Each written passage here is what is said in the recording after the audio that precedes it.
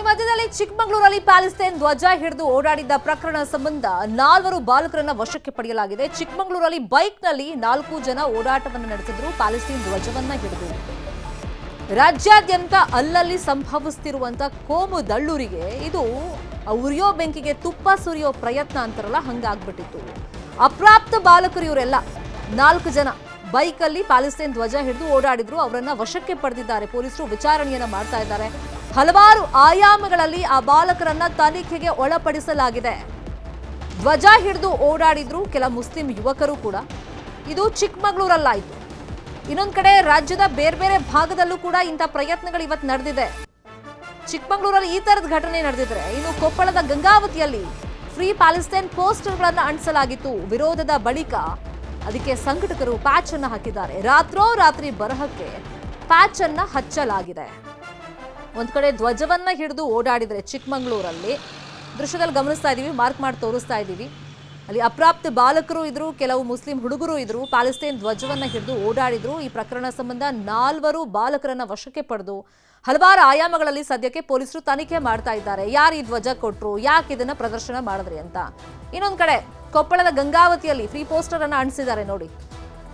Free Palestine ಅಂತೆಲ್ಲ ಪೋಸ್ಟರ್ಗಳನ್ನ ಅಂಟಿಸಿದ್ರು. ರಾತ್ರೋರಾತ್ರಿ ಅದಕ್ಕೆ ಸಂಘಟಕರು ಅಲ್ಲಿ ತೇಪೆಯನ್ನ ಹಚ್ಚೋ ಕೆಲಸ ಮಾಡಿದ್ದಾರೆ. ಪ್ಯಾಚ್ ವರ್ಕ್ ಅನ್ನ ಮಾಡಿದ್ದಾರೆ.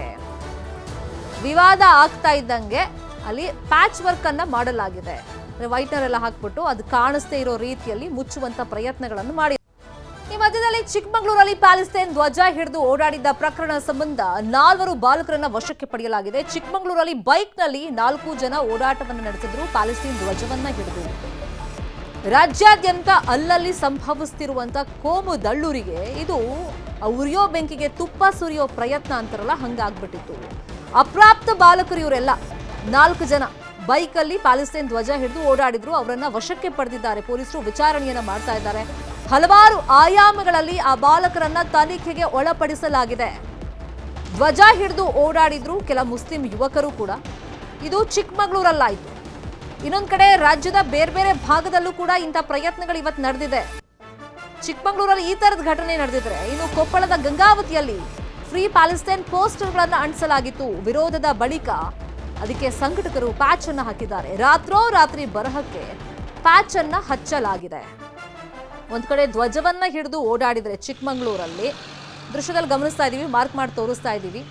ಅಲ್ಲಿ ಅಪ್ರಾಪ್ತ ಬಾಲಕರು ಇದ್ರು, ಕೆಲವು ಮುಸ್ಲಿಂ ಹುಡುಗರು ಇದ್ರು, ಪ್ಯಾಲೆಸ್ತೈನ್ ಧ್ವಜವನ್ನ ಹಿಡಿದು ಓಡಾಡಿದ್ರು. ಈ ಪ್ರಕರಣ ಸಂಬಂಧ 4 ಬಾಲಕರನ್ನ ವಶಕ್ಕೆ ಪಡೆದು ಹಲವಾರು ಆಯಾಮಗಳಲ್ಲಿ ಸದ್ಯಕ್ಕೆ ಪೊಲೀಸರು ತನಿಖೆ ಮಾಡ್ತಾ ಇದ್ದಾರೆ. ಯಾರು ಈ ಧ್ವಜ ಕೊಟ್ರು, ಯಾಕೆ ಇದನ್ನ ಪ್ರದರ್ಶನ ಮಾಡಿದ್ರಿ ಅಂತ. ಇನ್ನೊಂದ್ ಕಡೆ ಕೊಪ್ಪಳದ ಗಂಗಾವತಿಯಲ್ಲಿ ಫ್ರೀ ಪೋಸ್ಟರ್ ಅನ್ನ ಅಂಟಿಸಿದ್ದಾರೆ ನೋಡಿ. ಫ್ರೀ ಪ್ಯಾಲೆಸ್ತೈನ್ ಅಂತೆಲ್ಲ ಪೋಸ್ಟರ್ಗಳನ್ನ ಅಂಟಿಸಿದ್ರು. ರಾತ್ರೋರಾತ್ರಿ ಅದಕ್ಕೆ ಸಂಘಟಕರು ಅಲ್ಲಿ ತೇಪೆಯನ್ನ ಹಚ್ಚೋ ಕೆಲಸ ಮಾಡಿದ್ದಾರೆ. ಪ್ಯಾಚ್ ವರ್ಕ್ ಅನ್ನ ಮಾಡಿದ್ದಾರೆ. ವಿವಾದ ಆಗ್ತಾ ಇದ್ದಂಗೆ ಅಲ್ಲಿ ಪ್ಯಾಚ್ ವರ್ಕ್ ಅನ್ನ ಮಾಡಲಾಗಿದೆ. ವೈಟ್ನರ್ ಎಲ್ಲ ಹಾಕ್ಬಿಟ್ಟು ಅದು ಕಾಣಿಸ್ದೇ ಇರೋ ರೀತಿಯಲ್ಲಿ ಮುಚ್ಚುವಂತ ಪ್ರಯತ್ನಗಳನ್ನು ಮಾಡಿ. ಕನ್ನಡಿಗರ ಮೆಚ್ಚಿನ ನಿಮ್ಮ ನ್ಯೂಸ್ 18 ಕನ್ನಡ ಈಗ ವಾಟ್ಸ್ಆಪ್ನಲ್ಲಿಯೂ ಲಭ್ಯ.